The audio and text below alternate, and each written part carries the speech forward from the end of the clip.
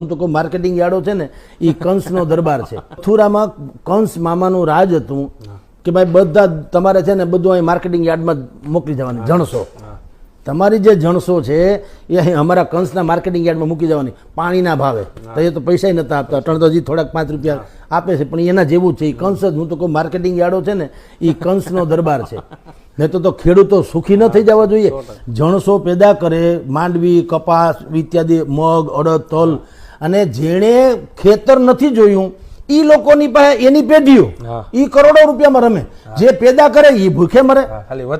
આ વચેટિયા, અને વચેટિયા સત્તાવાર વચેટિયા. પાછા આમ આપણે શું કહીએ, સરકારે કે મેં ડાયરેક્ટ હવે બધાના ખાતામાં પૈસા નાખવાનું શરૂ કરી દીધું છે, જેથી વચેટિયાઓનું રાજ ખતમ કર્યું. આ માર્કેટિંગ યાર્ડ શું છે? નકરા વચેટિયા.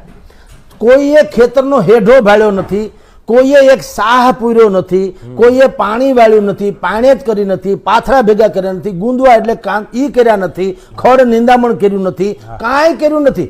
આય બેઠા બેઠા ફલાણા એની કંપની અને મારા કરોડો રૂપિયામાં રમે.